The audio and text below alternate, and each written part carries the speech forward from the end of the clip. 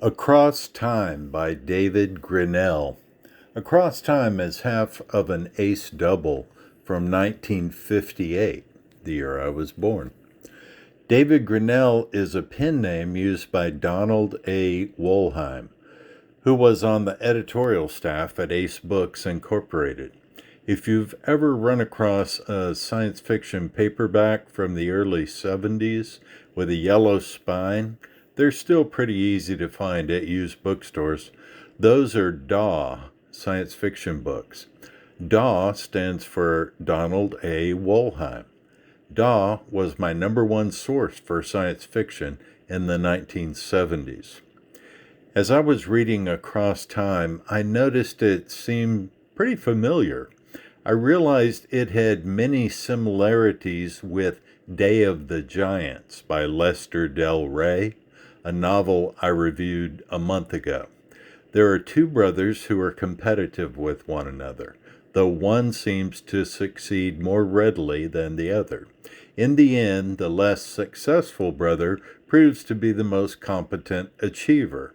The brothers are attracted to and vie for the favor of the same woman, with the original underdog winning her heart. In both novels, the brothers are swept away into strange worlds they never dreamed of. Why Zach and Carl Hollick are carried 1 million years into the future is never explained to my satisfaction. Carl and his wife Sylvia are seemingly destroyed by glowing spherical plasma beings. Zach believes he is responsible, and in a way he is. Carl is a brilliant scientist, but what these highly evolved energy beings, called Quaxians, need him for, why they went to all the effort of kidnapping him from Earth and setting him up in a lab on a distant future planet, we never really understand. What we do know is that Carl believes the plasma beings are gods, and he is eager to serve them. It feeds his ego. It makes him feel special. Zach, meanwhile, is brought along into the same extreme future and placed among a second race of humanoids called Sarumi. These beings are close enough to humans that they offer a fairly pleasant appearance, but Zach wouldn't really want to marry one.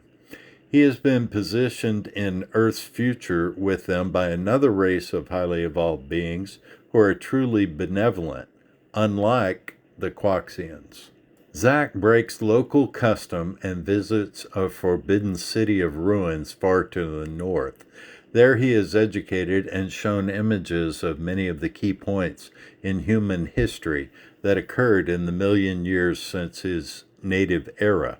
The Quaxians are basically a misguided branch of the human family tree who evolved out of the need for physical bodies, but kept the primitive impulses towards savagery so deeply ingrained in our race. Zach is given an amazing spacecraft and all the assistance he needs to locate his brother Carl and Sylvia, the woman he still loves. When Zach sweeps into the lab where Carl and Sylvia are being held and are serving the Quaxians, his brother cannot believe his gods would do anything wrong. Zach accidentally lets in the planet's toxic atmosphere when he breaks into Carl's mountaintop lab. Making use of a protective bubble that surrounds him, Zach gets Carl and Sylvia safely to his ship. Carl goes kind of nuts when Zach uses the ship's weapons to destroy some of the Quaxians who attack them. First, he believes his gods cannot be killed. When Zach proves that they can die like any other creatures, Carl smashes the android controlling the ship and goes into hiding.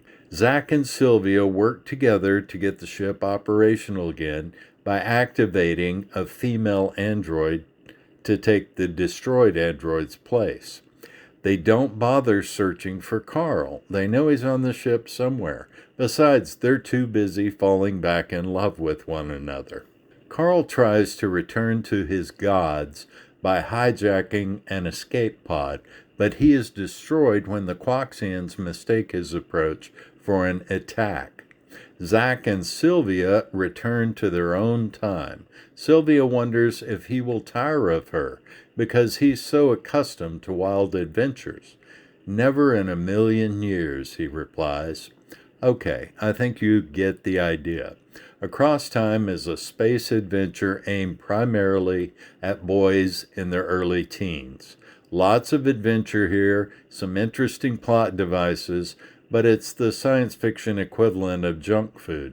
Somewhat satisfying in the moment, but you get nothing of lasting value from it. It's intellectually on a par with the old Buck Rogers science fiction serials. Across Time by David Grinnell, a.k.a. Donald Wollheim. He was much better at editing and influencing the field of science fiction than he was at writing this stuff.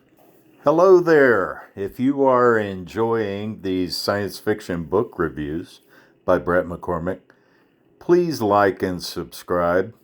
Also, comments are always welcome.